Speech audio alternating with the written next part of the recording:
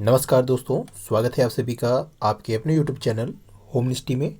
दोस्तों, जैसा कि आप सभी को पता होगा कि हम लोग UP triple S C SO की तैयारी करवा रहे हैं और उसी संबंध में दोस्तों आपका जो कॉमर्स वाला सब्जेक्ट है उसको हम लोग लेके चल रहे हैं और साथ ही आपका इकोनॉमिक्स वाला जो सब्जेक्ट था उसका भी हम लोगों ने यहाँ पे वीडियो बनाया है कुछ, और साथ ही आपका स्टैटिक्स वाला जो पार्ट्स था कंपलसरी वाला उसके भी लेक्चर्स कंप्लीट हो चुके हैं। तो आप सभी की वीडियो हमारे चैनल के प्लेलिस्ट में जाके देख सकते हैं। अभी हम लोग यहाँ पे कॉमर्स का कुछ कंटेंट जो बचे हुए हैं टॉपिक्स उसको लेके चल रहे हैं। इससे पहले वाले वीडियो में हमने आपको फॉरेन ट्रेड के बारे में बताया था और फॉरेन ट्रेड में उसके क्या इंपोर्ट क्या होते हैं, एक्सपोर्ट क्या होते हैं और साथ ही वहाँ पे आपके प्रोविजंस क्या हैं, साथ ही उसके नीड्स एडवांटेज वगैरह पे हम लोग डिस्कस कर चुके हैं। आज हम लोग जो बात करने वाले हैं फॉरेन ट्रेड पर, विदेशी व्यापार के ही आगे, इसके प्रोसीजर कैसा होता है इंपोर्ट एक्सपोर्ट का, एज अ इंडिया में क्या क्या नियम कानून या क्या क्या गतिविधियों को पालन करके हम इंपोर्ट कर सकते हैं इंडिया के लिए, और कैसे हम लोग इंडिया से एक्सपोर्ट कर सकते हैं। तो क्या क्या प्रोसीजर यहाँ पे फॉलो होते हैं उसको हम लोग यहाँ पे आपको बताने वाले हैं। तो चलिए दोस्तों शुरू करते हैं। Procedure of import export in India.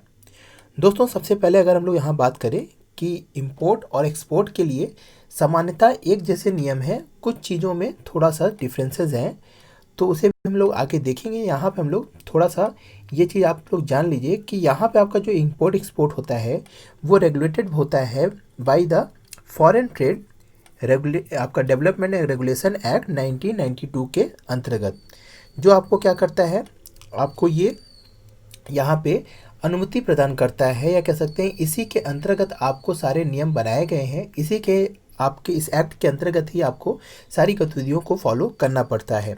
और ये आपका empowers the federal government to make provisions for development and regulation for foreign trade.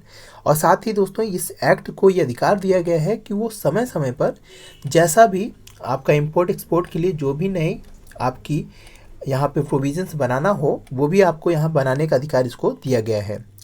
फिर साथ ही दोस्तों the current provisions relating to export and import in India are available under the foreign trade policy 2015 और 20, यानी कि 2015 से 20 के लिए एक नई पॉलिसी बनाई गई है फॉरेन ट्रेड पॉलिसी।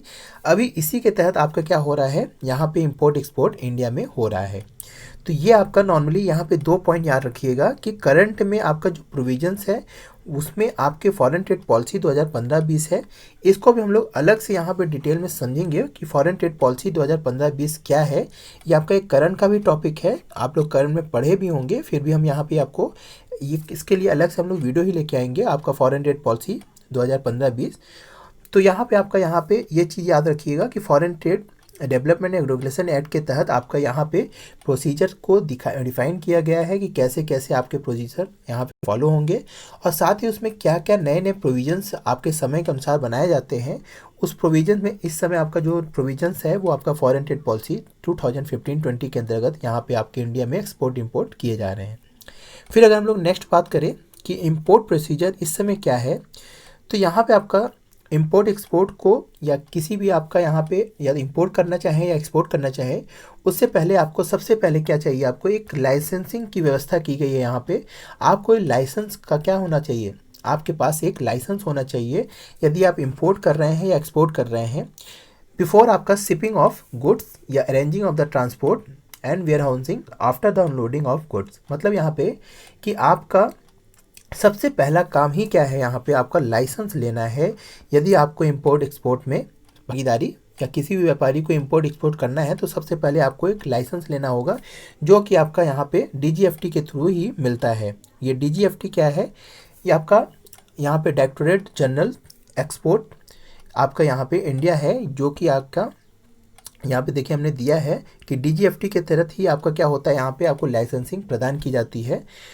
तो यहाँ पे आपका इसके बाद आप शिपिंग ऑफ गुड्स और अरेंजिंग द ट्रांसपोर्ट के बारे में देखते हैं, और वेयर हाउस के बारे में आप लोग यहाँ पे व्यवस्था करते हैं। जो भी इम्पोर्टर होगा उसको सामान जो भी मंगाएगा या यहाँ से जो भी अनलोडिंग कराएगा उसके लिए भी उसको क्या चाहिए, एक जगह चाहिए जो वेयर हाउस में ही सामान को रखा जाता है। फिर वहाँ से क्या होता है दोस्तों, जब आप डिक्लेरेशन ऑफ लेटर लेके आते हैं तो वहाँ से आपका यहाँ पे माल को छोड़ा जाता है। तो ये आपके कुछ यहाँ पे चीज़ें हैं, जैसे कि आपका कस्टम क्लियरेंस वगैरह है, उसको टैक्स वगैरह पे करने के बाद ही आपका यहाँ पे गुड्स रिलीज होते हैं। तो यहाँ पे आपके कुछ यहाँ पे हम लोग बात करेंगे। बिलो आउटलाइन स्टेप है इंपोर्टिंग के लिए। तो यहाँ पे सबसे पहला जो आपका इंपोर्ट में सबसे पहला जो काम होता है वो ऑब्टेन आईईसी। यहाँ पे सबसे पहले आपको आईसी नंबर लेना पड़ता है, जो कि आपका डीजीएफटी के थ्रू ही यहाँ पे दिया जाता है। ये इंपोर्टिंग ऑफ इंडिया के लिए every business must first obtain an import export code. इसका जो फुल फॉर्म है आईईसी का, इंपोर्ट एक्सपोर्ट कोड होता है, जो आपका इंपोर्ट करने के लिए भी और एक्सपोर्ट करने के लिए आपको ये कोड लेना पड़ता है, जो कि आपका किसके द्वारा यहाँ पे from number the regional joint DGFT के थ्रू यहाँ पे दिया जाता है। ये आईसी है क्या दोस्तों? ये पेन बेस्ड आपका जो पैन कार्ड होता है उसी बेस्ड जैसा रजिस्ट्रेशन है, जो कि ट्रेडर के क्या होता है लाइफ टाइम के लिए वैलिडेट होता है। जो भी आपका व्यापारी होगा उसको सबसे पहले आपका ऑब्टेन करना पड़ता है आईसी।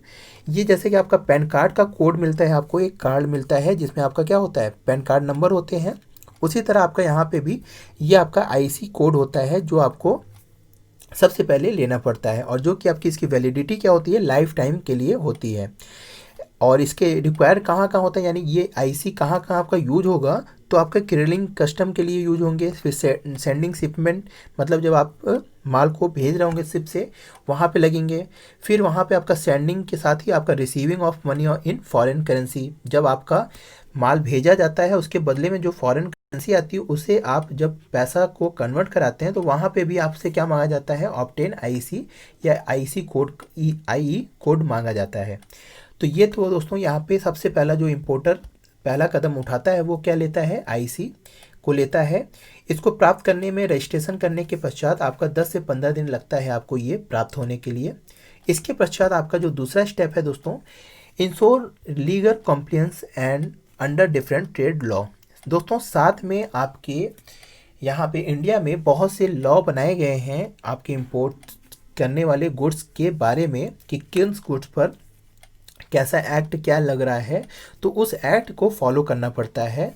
तो यहाँ पे जब आपका एक बार जब आईसी अलॉट हो जाता है तो बिजनेसेस के लिए आपके जितने भी आपके यहाँ पे सेक्शन 11 में दिया गया है, कस्टम एक्ट 1962, फिर foreign trade development regulation act 1992 and foreign trade policy 2015-20 के अंतर्गत जो भी आपके प्रावधान है या जो भी आपके सामान मंगाए जा रहे हैं उसके अंतर्गत देखे जाते हैं कि कौन से लॉ, कुछ लॉ ऐसे हैं जो किसी अलग वस्तुओं पर स्पेशली किसी पे लग रहे हैं कुछ, तो उसके लिए भी आपका यहाँ पे कुछ लॉ या लीगल फॉर्मेलिटी को पूरा करना पड़ता है। फिर जैसे कुछ होते हैं रिस्ट्रिक्टेड आइटम्स होते हैं, जैसे कि अभी आप लोग एग्जांपल में देखे होंगे कि चाइना के कुछ चीज़ों को क्या किया गया था, यहाँ पे बैन किया गया था। फिर पाकिस्तान के लिए भी आपने 3-4 महीने पहले देखा होगा कि हम लोगों ने यहाँ पे टमाटर के लिए या कह सकते हैं जो हम वहाँ से खजूर वगैरह आते थे तो उसके लिए क्या किया गया था, यानी कि बैन लगा दिया गया था। तो यही सब कुछ प्रावधान है जो नए नए प्रोविजंस के तहत बना दिए जाते हैं। जैसे मित्र देश होंगे तो उनके लिए कुछ सरल प्रोविजंस रहते हैं, और जो मित्र देश नहीं होते हैं उनके लिए कुछ प्रावधान अलग रहते हैं। तो वो सब जितने प्रावधान हैं या जितने भी नियम कानून हैं वो इन्हीं के अंतर्गत आपके यहाँ पे निर्धारित रहते हैं, और उसको ध्यान में रखकर ही यहाँ पे कुछ कार्यवाही पूरी की जाती है। तो यहाँ पे कुछ चीज़ प्रोहिबिटेड होते हैं, जैसे कि आपका यहाँ पे अलग से डिक्लेयर लेना पड़ता है, या आप कह सकते हैं डीजीएफटी से अलग से आपका यहाँ परमिशन लेनी पड़ती है। तो वो सभी चीज़ों को फुलफ़िल करने के लिए यहाँ पे आपका दूसरा स्टेप यही सब चीज़ों को आपको पूरा करना पड़ता है। फिर अगर हम लोग इसके बाद थर्ड पॉइंट देखें तो पे प्रोक्योर इंपोर्ट लाइसेंस के अंतर्गत दोस्तों आपका कुछ पर्टिकुलर कॉमर्शियल प्रोडक्ट और सर्विसेज होते हैं जिसे इंपोर्टर्स के लिए फर्स्टली क्लासिफाई करना पड़ता है, और यहाँ पे आपका एक इंडियन ट्रेडिंग क्लेरिफिकेशन बेस्ड एक नंबर आपको यहाँ पे मिलता है, जो कि आपका हार्मोनाइज सिस्टम ऑफ कोडिंग रहता है, इसीलिए इसे ITC HS क्लासिफिकेशन भी बोलते हैं। ये है क्या दोस्तों, ये चीफ मेथड है क्लासिफाइंग करने का आइटम का, जो भी ट्रेड हो रहा है उस प्रोडक्ट के इंपोर्ट एक्सपोर्ट क्या, यहाँ पे कुल मिला के एक आपका यहाँ पे जो प्रोडक्ट इंपोर्ट किया जा रहा है या एक्सपोर्ट किया जा रहा है वो किस कैटेगराइज में आ रहा है, इसके लिए यहाँ पे एक ITC H क्लासिफिकेशन किया गया है।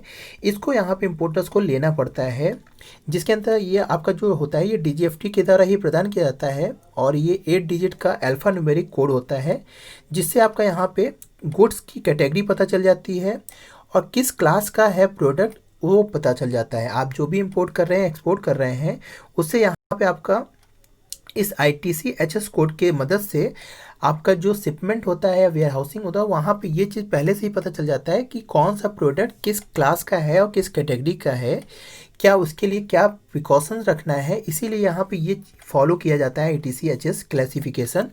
और ये विच इम्पोर्टर्स के लिए आपका यहाँ पे follow regulation concern with those good 24 to 18 months के लिए नॉर्मली रहता है यहाँ। तो यहाँ पे कुछ ऐसे गुड्स हैं जिसके लिए आपका यहाँ पे 24 मंथ्स के लिए अलाउड है और कुछ के लिए यहाँ पे 18 मंथ्स के लिए दिया गया है।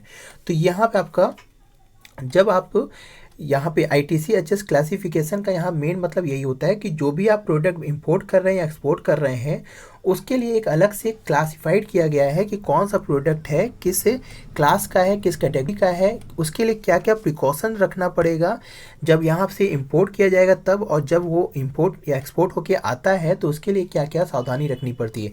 अभी आपने देखा होगा कि आपका बेल्जियम कह सकते हैं, वहाँ पे आपका क्या हुआ था कि आपका एक कोई विस्फोटक सामान आके वो आपके वेयर हाउस में रखा हुआ था और वहाँ पे क्या हुआ, वो बहुत दिन से रखे रखे उस पर प्रिकॉशन नहीं रखा गया, तो वहाँ पे क्या हो गया, वो आपके इतना भयानक विस्फोट हुआ कि वो पूरा पूरा आपका पोर्ट ही क्या हो गया, तबाह हो गया। तो इसीलिए यहाँ पे एक ये सिस्टम यहाँ पे लागू किया गया है ITC-HS कोड। उससे यहाँ पे इम्पोर्टर्स गुड्स के बारे में पता चल जाता है या एक्सपोर्ट करने वाले गुड्स के बारे में पता चल जाता है। फिर अगर हम लोग देखें फोर्थ पॉइंट्स है, तो यहाँ पे आपका file bill of entry and other documents complete करना पड़ता है कस्टम की फॉर्मेलिटीज़ के लिए। यहाँ पे आपका इंपोर्ट लाइसेंस जैसे हमने बताया, फिर importers are required furnish import declaration in the prescribe bill of entry along with permanent account number based business identification number. यहाँ पे आपका पैन होता है, एक बिन कार्ड होता है as per section 46 of the custom act 1962। तो यहाँ पे दोस्तों यहाँ पे कुछ फॉर्मेलिटी कस्टम क्लियरेंस के लिए होती है, जिसमें से आपका इंपोर्ट लाइसेंस हो गया और फिर आपका यहाँ पे बिल ऑफ एंट्री होगी, फिर आपका पैन हो गया और फिर आपका यहाँ पे बिजनेस आइडेंटिफिकेशन नंबर हो गया। तो ये कुछ यहाँ पे डॉक्यूमेंट फॉर्मेलिटीज़ है, इसको भी यहाँ पे आपका क्या करना पड़ता है, डॉक्यूमेंट्स पूरा कंप्लीट करना पड़ता है जब आपका कस्टम क्लियर होगा तो उसके लिए। तो bill of entry is given information of the exact nature, precise quantity and value of goods. मतलब यहाँ पे IC जो आपका यहाँ पे ये था ITC-HS, ये आपका गुड्स के क्लासिफिकेशन के बारे में बताता है, बट आपका यहाँ पे जो बिल ऑफ एंट्री होती है, इससे आपका क्या पता चल जाता है कि आपका किस नेचर का गुड्स है, यानी कि वो खाद्यान्न है, मशीनरी है, प्लांट है, कैसा है, फिर वहाँ पे क्वांटिटी कितनी है उसकी, कितनी, या वैल्यू ऑफ गुड्स कितनी वैल्यू में जा रहा है, या उसकी प्राइसेस क्या कितनी वैल्यू की है। इससे ये आपका यहाँ पे बिल ऑफ एंट्री से पता चल जाता है। तो यहाँ पे आपका चौथा स्टेप में कुछ फॉर्मेलिटीज़ यहाँ पे भी बची हुई थी, तो इसको कर लिया जाता है। और अंत में आपका यहाँ पे क्या किया जाता है, determination import duty rate for clearance of good. तो यानी अंत में आपको कुछ ड्यूटी यहाँ पे पे करना पड़ता है, उसको यहाँ पे करने के बाद आपका गुड्स लोड हो जाता है आपका। उसके बाद यहाँ पे देखिए दिया गया है कि basic custom duty on import good as specified in the first schedule of the custom tariff act 1975। तो यानी कि जो भी आपके गुड्स हैं, आपके गुड्स यानी कि आपका बिल ऑफ एंट्री से और आपका ITC-HS की मदद से वहाँ पे आपके गुड्स के बारे में पूरा डिटेल पता चल जाता है और उसे फिर देखा जाता है कस्टम टैरिफ एक्ट के अंतर्गत कि उस पर कितना टैरिफ आपका लगेगा। फिर आपको उस टैरिफ को कस्टम को देना पड़ता है स्पेसिफिक। फिर आप साथ ही यहाँ पे कुछ such as anti dumping duty और सेफ गार्ड ड्यूटी भी साथ में दिया जाता है और एंड सोशल वेलफेयर सरचार्ज भी लगते हैं। तो यहाँ पे 3 तरीके के आपके यहाँ पे कुछ चार्जेस लगते हैं कस्टम ड्यूटी के अलावा। तो ये चीज़ देने के पश्चात आपका गुड क्या होता है, आपका यहाँ पे अनलोड या लोड होने लगता है, या लोड होने के लिए इंपोर्ट के लिए पूरी तरीके से तैयार हो जाता है। तो ये तो प्रोसीजर हो गया दोस्तों यहाँ पे इंपोर्ट करने का। आशा ये चीज़ आपको समझ में आई होगी। अब अगर हम लोग यहाँ पे थोड़ा सा एक्सपोर्ट प्रोसीजर की बात करें तो यहाँ पे सेम एज वही तरह प्रोसेस होता है, बस थोड़ा सा यहाँ पे डिफरेंस क्या होता है कि ये देखिए जस्ट एज ऑफ इम्पोर्ट्स की तरह ही रहता है। और company planning engage in the export activities is required to obtain IC number, जैसे हमने पहले बताया था, जो आपका शुरू में ही आपका IC नंबर को लेना पड़ता है। उसके बाद आपका exporter need to ensure that all legal compliance and under the different rule. जो आपका दूसरा पॉइंट हमने बताया था कि जितने भी लॉ के अंतर्गत आपके जो भी प्रोविजंस हैं उनको फुलफिल करना होता है। फिर उसके बाद आपका एक्सपोर्ट लाइसेंस इज रिक्वायर्ड होता है। फिर according apply the license of DGFT, जैसे कि आपका यहाँ पे DGFT के अंतर्गत अप्लाई किया जाता है। फिर उसके बाद आपका यहाँ पे एक नंबर यानी होता है इंडियन चैम्बर ऑफ कॉमर्स के अंतर्गत आपको रजिस्टर्ड होना पड़ता है अगर आप एक्सपोर्टर हैं। और नॉन प्रेफरेंशियल सर्टिफिकेट आपको यहाँ पे मिलता है। और साथ ही आपका ओरिजिन सर्टिफिकेट, यहाँ पे एक हमने आपको बताया था कल की वीडियो में कि ओरिजिन ऑफ सर्टिफिकेट क्या होता है, उसके बारे में हमने बताया था कि जो भी आपका प्रोडक्ट है वो किस जगह से निर्मित किया गया है उसका यहाँ पे आपको ये मिलता है। तो exporter goods are the originated in India, यानी वहाँ से आपको क्या डिक्लेरेशन मिल जाता है कि ये प्रोडक्ट इंडिया का ही आपका बना हुआ या ओरिजिन किया गया है।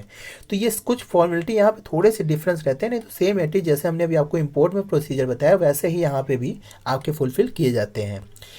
फिर यहाँ पे अगर इंपोर्ट एक्सपोर्ट डॉक्यूमेंट की अगर हम लोग बात कर लें नॉर्मली, तो business are required submitted set out of document clearing आपका यहाँ पे export and import activities in India, यानी कि आपका हमने बताया जैसे, तो वहाँ पे आपका यहाँ पे फॉरेन ट्रेड पॉलिसी में 2015-20 के कुछ चीज़ें मैंडेट की गई हैं कॉमर्शियल डॉक्यूमेंट को। तो इसमें से आपका जैसे कि आपका बिल ऑफ लैंडिंग हो गया या एयरवे बिल हो गया, फिर आपका कॉमर्शियल इनवाइस कम पैकेजिंग लिस्ट हो गई, और शिपिंग बिल हो गया, बिल ऑफ एक्सपोर्ट हो गया, बिल ऑफ एंट्री हो गई। तो ये कुछ डॉक्यूमेंट हैं जो आपके यहाँ पे आपके पोर्ट्स पे यहाँ पे क्या होते हैं, ज़्यादातर ये इसके सभी चीज़ें आपके पोर्ट्स के लिए ही होते हैं, यानी बंदरगाह पे आपको ये सब दिखलाने होते हैं। और कुछ आपके एडिशनल डॉक्यूमेंट होते हैं जैसे आपका सर्टिफिकेट ऑफ ऑरिजिन हो गया और इंस्पेक्शन सर्टिफिकेट हो गया, तो ये कुछ अलग चीज़ें डॉक्यूमेंट होती हैं। और साथ ही आजकल आपका GST का जो लागू हो गया है उसको भी आपको यहाँ पे लेना पड़ता है, GST IGST वगैरह, इन सभी को भी आपको फुलफिल करना पड़ता है। तो ये तो आपके कुछ यहाँ पे इंपोर्ट एक्सपोर्ट प्रोसीजर थे और यहाँ पे कुछ डॉक्यूमेंट थे क्या क्या लगते हैं। नॉर्मली ये दोस्तों छोटा सा टॉपिक था, इसको भी यहाँ पे क्लियर करना था। तो आशा है दोस्तों यहाँ पे आपको इंपोर्ट एक्सपोर्ट प्रोसीजर पता चल गया होगा, क्या डॉक्यूमेंट लगते हैं इसके बारे में आपको पता चल गया होगा। और हमने कल आपको इससे पहले वाली वीडियो में आपका यहाँ पे कुछ आपका टर्मिनोलॉजी जो बिजनेस ट्रेड्स के लिए ज़रूरी है, फॉरेन ट्रेड के लिए, उसको भी हमने बताई थी। तो आशा है दोस्तों आज का वीडियो आपको अच्छा लगा होगा। अगर वीडियो अच्छी लगी तो लाइक करिए दोस्तों, और चैनल पे पहली बार आए हैं तो चैनल को सब्सक्राइब करिए इसी तरह के वीडियो पाने के लिए। तो दोस्तों आज के लिए इतना ही। जय हिंद, जय भारत।